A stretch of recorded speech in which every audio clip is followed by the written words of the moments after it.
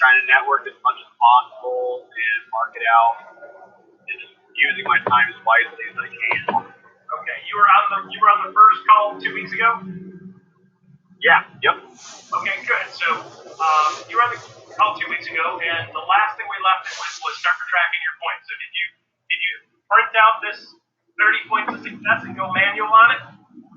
Yes, I did. Okay, good. So how did you do on your points? I did great last week, actually. I got one contract. I got actually 2 houses down for me. Yeah, I actually did pretty good. A lot of showing. I picked up a couple buyers, so pretty good. Okay, awesome, good. So what was the total point count did you get? I got 135. I think we did 150. Okay, so 135. Well, so here's the thing, Josh. One of the things that's really important to understand is that, like, you don't just bust into the system week number 1 and just go crazy with it. You're like, you don't even realize what you're doing and not doing typically until you start to track this stuff. So, tracking your points and being aware of what you're actually doing is moving the ball forward and giving yourself proper credit for it. Sometimes it takes a couple weeks. So that's not unusual at all. 135 and last week wasn't too bad. How were you doing the week before that? Oh, man, I can tell you I did not do good at all. Okay, so what's the number? About, probably like around 60. I really keep track of that one. Last week I really whipped myself in shape, though. Got it. Well, part of the reason why we do this every other week is you get a little bit of time to run on your leash, and then you start going, oh crap, we're going to have to account for this 2 weeks, and you start really digging in to getting on top of the things that you need to be getting on top of. So here's the thing, Josh, and this goes for everybody else on this call. It's super, super, super extremely important that you understand that you're going through this process, that if nothing else you do, you need to be honest with yourself, right? There are going to be weeks where you screw the pooch. I mean, it's just part of the game, right?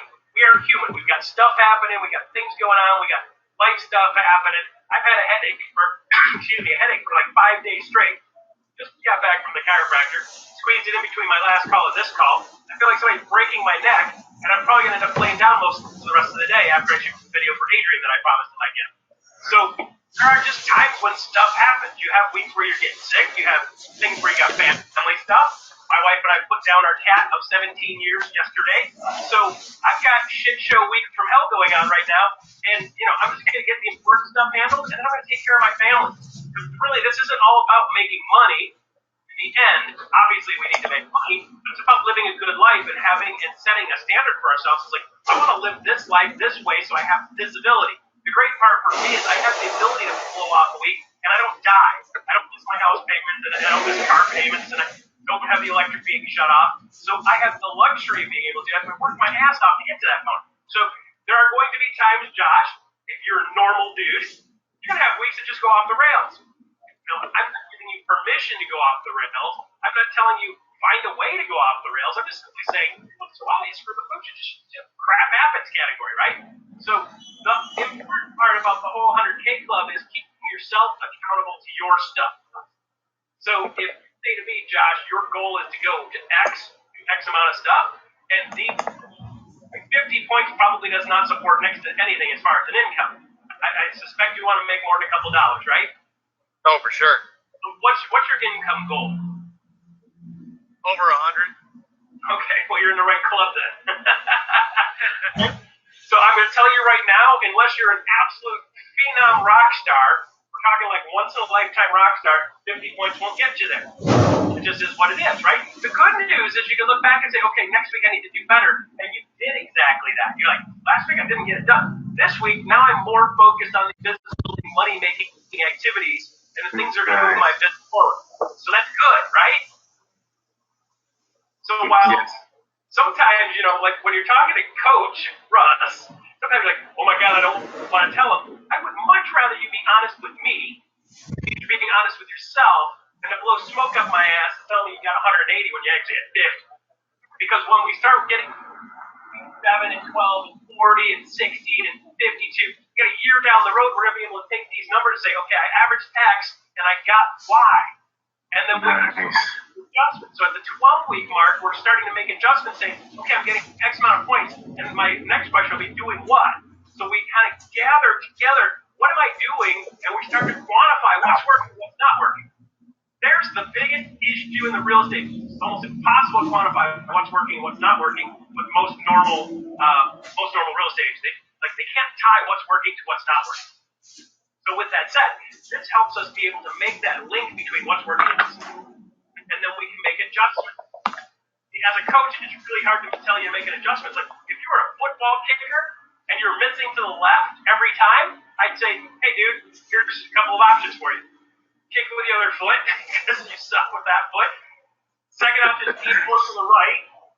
The other one is hold the ball a little bit of a different angle, or better yet, get a wind from the left to blow it to the right, and you're fine. Same kick, and you got a wind from the left, you're fine. So there's a bunch of different options.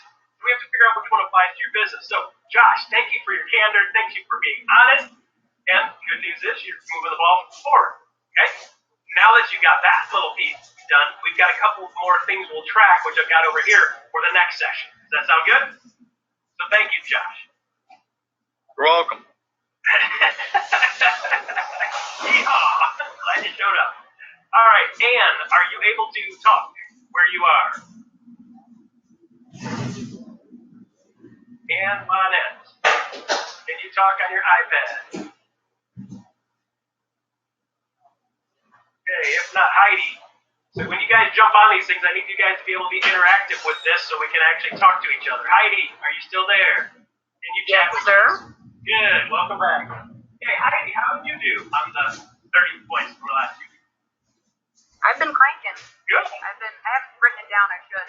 I'm busy, but I've been doing stuff all day, every day, whenever my son's on it. Okay, got it. So your next step right now is going to be literally print a couple of these things out. Take one, fold it up, stick it in your purse, stick it in your pocket, stick it in the console of your car, tape it to your mirror, whatever it takes. I know it's silly and it feels weird to do something old school like a piece of paper with a. No, it's really, really important because it makes it touchable, tangible, makes it feelable. It turns it into the real world. And it also reminds you consistently that you need to start getting points in what you're doing. The good news is if you hit 20 points today, you're going to go, oh, crud, I got to do a better job tomorrow like Josh did. He saw a week that wasn't what he expected or wanted, and he made up for it, got way further along in the next run. So, Heidi, between now and the next time we meet, can you track those and actually have physical points? Now, keep in mind, Heidi, the situation is a little bit unique, right? We're not the one-size-fits-all coach where every single person's got to get the same thing every time. For Josh, if he's saying, I want to make 100 grand, he might end up in the 200 points per week to get to where he is. And for you, because you got a little one and you've got other responsibilities, for you, you might be saying 20 points is the right number for me to be able to squeeze it into the time slot that I have. Since you only have 4 or 5 hours a day uninterrupted, you may have to make an adjustment to yours. So we got to find what's the right number for you to be able to get but still reach your goals. and question for you. I can't recall. Do you get points for open houses if you hold them? Absolutely. No, I mean, like, I'm doing 2 this weekend, so I was just asking. If you do 2 open houses and you don't talk to any people and nobody shows up, does that count? No. So let's go back to our list here. No, I mean, somebody always shows up to mine. Sure. Well, so the thing is it's really a matter of, let me give you a perfect example. My sister-in-law, she did her first open house. She did it with another agent that was local. He wanted to kind of walk her through to make sure she was doing it his way because it was his property or his listing. Totally fine. And he did boom, boom, boom, boom, boom, and they had like 10 people show up. She did the next one, didn't do all the prior stuff, and had next to nobody show up. And she's like, well, I only had one person show up, and it was the old guy, his neighbor. I was being nosy. I said, okay, well, good. That beats 0. But so what are the activities you did beforehand? I said, did you do what Rob did beforehand? She said, no, I didn't. Okay, well, that's why you get the results you get. So the key with open houses, you've got to ensure that you have a way of actually connecting with people. So I'm not a huge fan of telling women to knock on doors in a neighborhood. If you have a listing in the neighborhood, you can literally go door by door and just say, hey, by the way, I want to invite you to open house. We close the house open starting at 1 o'clock. Just wanted to invite you. Here's a flyer on the house. Want to come down and check it out? I know for me, I would like to see what the neighbor's house looks like inside. So come on down.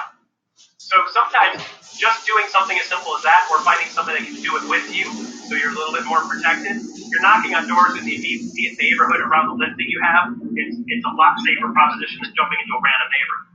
So in that regard, so for me, it was kind of funny because in Tampa, for me, I would do an open house, I would go knocking on the doors, nobody would show up, but I met 4 or 5 neighbors. So from my perspective, I'm like, boom, face-to-face meeting, 5 points. If I got their info and I could add them to my sphere of influence, which I would do on most of them, I could get 10 points for each one of those. So if I met 4 people, add them to my sphere, there's 40 points doing an open house. Nobody showed up for the open house, but I still met 4 people. So if you have a system in place so you ensure you meet people, that's where you're going to get the points for an open house in the people that you meet. If 20 people show up to that open house and you get their info, contact info, you add 20 people to your sphere, that's 200 points. You might say to me, well, Russell, do I get to take the rest of the week off? No. Well, let's look at it. If you got 20 new people in your sphere of influence you can deliver value to every single week, do you think your business would grow? Yes, but I have to contact. Well, you do have in fact, absolutely. So the point being is that like when you start looking at where these points go and what you get points for and how much points you get, you start looking at it, go, if I only did that well, and then of course you follow up with them over time, and I add 20 people to my sphere, that's 80 people a month to my sphere of influence, which we know if we do the math, working this system, the pyramid system from Jumpstart, you should be able to get 8 of those people to buy a house or refer somebody to buy a house with you in the next year. Remember, we're at a 10% hit rate. Could you build a real business just doing open houses that way? Absolutely. Does it take time to do it? Absolutely. But you got to keep in mind, a lot of people come and look at an open house who thinking about doing something with a house at some point. Now, you do have nosy neighbors like my in-laws who just like to go to open houses because they just like looking at houses. My mother-in-law likes looking for paint colors, or her husband to paint the house different colors. So there is that, but that's 1 out of 5. Does that sound good, Heidi? Sounds amazing. Okay, so 1 open house a week for you would work perfectly if you connect with people. You can get a big chunk of your points doing that. So good. All right, in the game. Doing all right. Okay, cool. So how many points did you get, Sal? Sal's actually communicating with me via chat right now, but you guys can't see it. Okay, so Sal didn't track. Okay, so Sal, you're going to be in the same boat that Heidi did. What I would do is just grab a couple of these babies right here, and I know you just typed in there you have a regular job too, which I totally get, which is I know probably part of the reason why you're muted, which is okay. Print out a couple of these hard copies, and then start dragging them around with you. The cool part is by having a regular job, you're meeting people every single day in your regular job that you can start adding to your sphere of influence quietly and slyly. Now, you don't want to be that slob that's out going, I'm a realtor all around their day job, but you want to make sure that you have the ability to track what you're doing and actually move the ball forward on a day-to-day basis. So, Sal, for you, maybe you're not another one that's going to be 30 points every single day, but if you get 10 points every single day, you've got a better shot at actually selling more homes and being able to quit your day job eventually. So the cool part for you is use your day job as a tool to leverage your ability to actually take your business to the next level and sell way more houses in the end. So it's a great tool for you, but you got to start tracking your numbers. At least you have a baseline of where you're at, and when you get to the end of the week, you can actually see where you're going. One of the things you want to make sure you're doing consistently is adding people to your sphere of influence, whether it be from work or doing things outside of work so that you know you're moving the ball forward and you're moving your business forward. Does that make sense? All right, he'll respond to me here in chat, of course. You have to replace your 100K income. Yeah. Okay, perfect. So good news is you're in the right business to be able to replace 100K income. All you've got to do is really set yourself up for a little, 1.5 sales a month. You can be at 100K all day in the real estate business. So pretty good setup there. Let's see, James. James Rosas.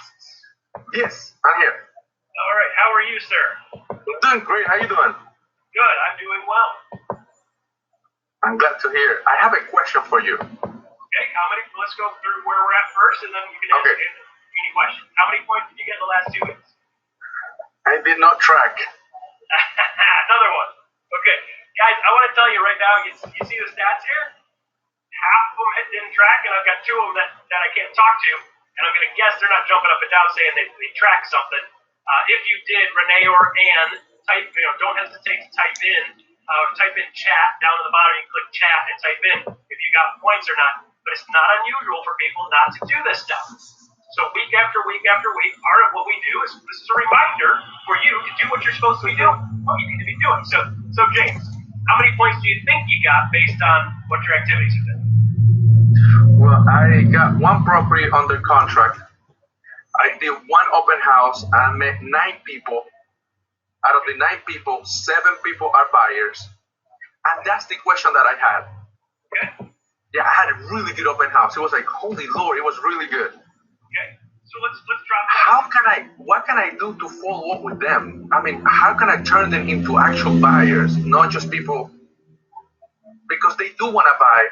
Out of the 7, 4 people already got them a pre-qualification letter, but now they're too busy to see houses. Okay, so let's go through the first part first, and I'll answer that question for you. Sound good? Okay, perfect. How many points do you think you got from that? So you got 9 people came to the open house? Yes. Okay, so you got 9 people. Did you get their contact info? I got the phone number, I have the email, and I have the name. Okay, good. So the next thing you're going to want is home address if you can get it. So that's something you can follow up and say, hey, I want to send you something. I always send everybody a follow-up thank you note. So if you can put your current address down, that would be great. And most people, it's not an unreasonable request. So you probably want to start doing that with your open house so you get their actual home address. You can also Google them or pull up the tax records and find out where they live. If they've got a house, they'll come up on the tax records and you can find it. It's more work. It's easier if they hand it to you.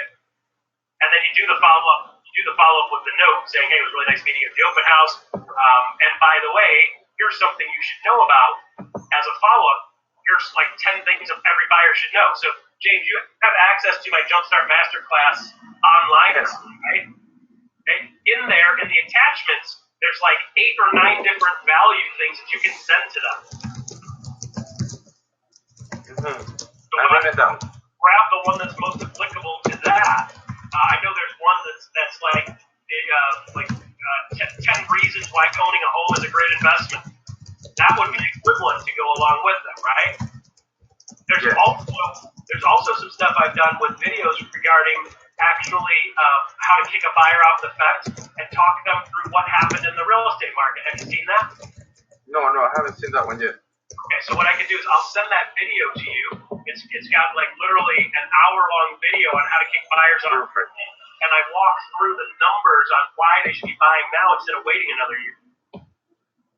Because what happens with buyers that are like, when they're coming out, they're walking around, they're doing their thing, they're checking out the house, but they're not really thinking what's happened. So let's say what was the house price that you were sitting open at the open house?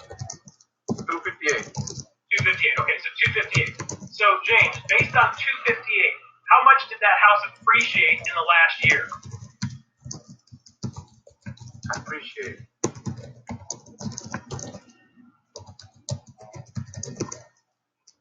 Well, actually, the property actually is worth, it's a foreclosure home. So it's 258 because it needs a few repairs, but it's actually worth 295,000. Oh. So here's the deal.